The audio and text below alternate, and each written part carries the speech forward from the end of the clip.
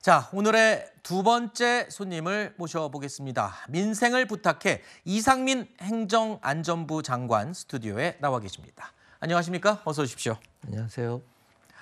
자, 장관님, 제가 지방에 얼마 전에 내려갔었는데 조금 한적한 곳으로 가니까 길거리나 어디서도 사람을 찾아보기가 굉장히 힘들었습니다. 그만큼 인구가 감소했다는 건데, 그렇습니다. 자, 일단 인구 감소와 지방 소멸, 이게 지금 심각한 문제로 대두되고 있죠. 자, 그래서 행안부에서 인구 감소 지역을 지정해서 관련된 정책을 적극적으로 지금 시행하고 있다라고 들었습니다. 어떤 내용인지 좀 말씀해 주실까요? 네, 저희 행정안전부는 지방 소멸 위험도가 높은 전국의 89개 시군 구를 인구 감소 지역으로 지정을 해서 지난 22년부터 매년 1조 원씩 10년간 총 10조 원을 지방 소멸 대응 기금으로 지원을 하고 있습니다. 네.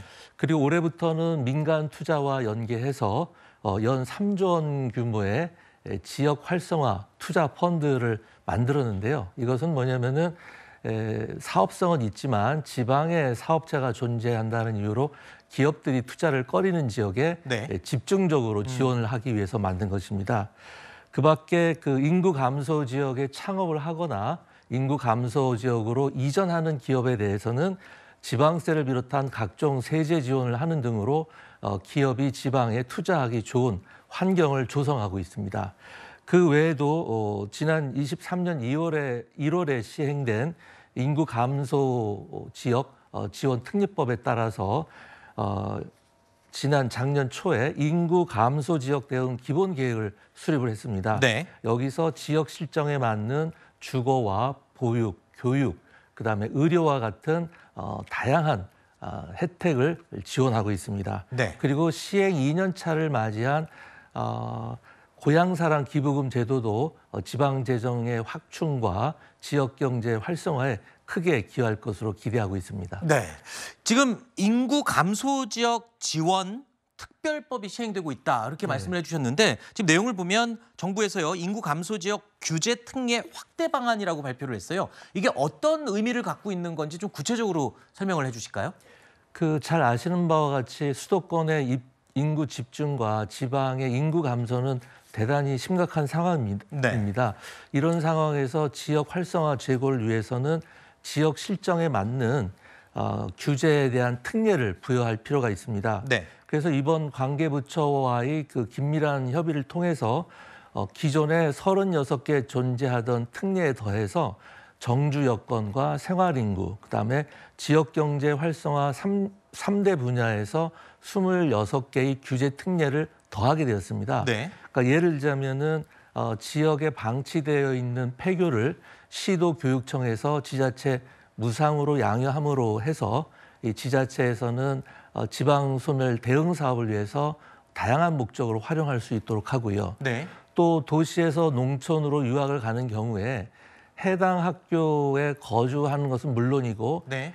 해당 학교의 그 거주 지역이 아니더라도 네. 인접 지역에 친인척이 있으면은 그 친인척 주거지에서 해당 학교를 통학할 수 있도록 네. 그러한 그 학구 조정의 유연성을 더할 예정입니다. 네. 그 밖에도 이제 빈집 철거에 그동안 여러 가지 복잡한 행정 절차가 있는데 네. 이런 것들도 보다 더 간소화할 예정입니다. 네. 그러니까 이러한 제도 도입을 위한 법률 개정안과 고시나 지침 등은 올해 연말까지 저희가 다 준비할 예정입니다. 아까 장관님께서 생활인구라고 언급을 해주셨는데, 생활인구 확대 정책을 언급하셨어요. 네네. 이게 인구 감소 지역에는 어떤 도움이 되는 거고, 생활인구라는 게 어떤 개념인 건가요? 그러니까 생활인구라는 것은 주민등록법상의 정주 인구하고 비교되는 개념인데요. 네.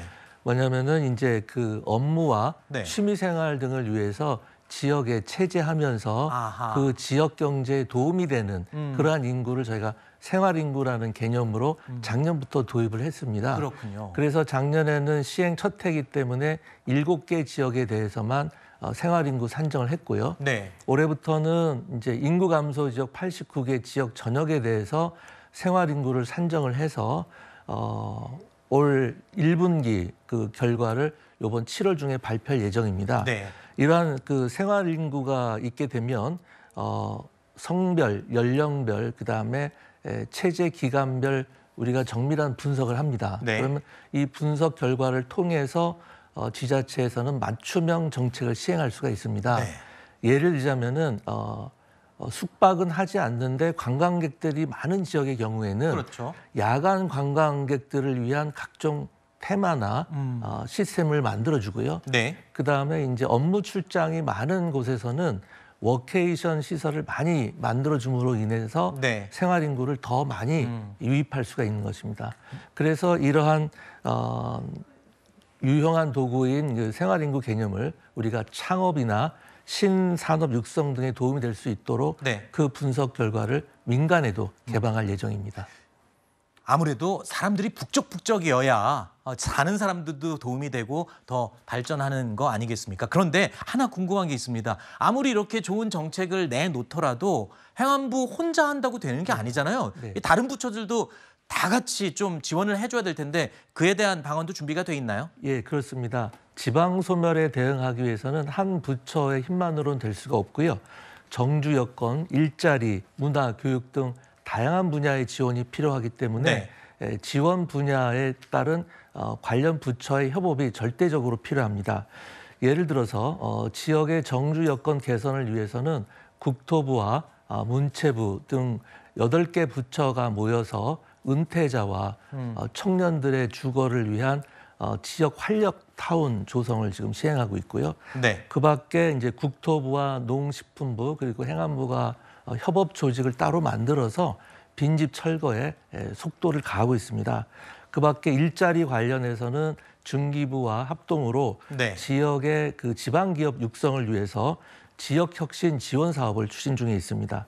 마지막으로 뭐 관광 활성화를 위해서는 국토부, 문체부, 철도공사 등이 협업을 해서 철도 운임 인하, 관광상품 개발, 소규모 관광단지 조성과 같은 네. 그런 사업도 열심히 시행하고 있습니다. 자, 아무쪼록 소멸 위기에 처한 우리 지방 도시들이 활성화될 수 있도록 앞장서 주시기 바랍니다. 지금까지 이상민 행정안전부 장관과 함께했습니다. 감사합니다. 감사합니다.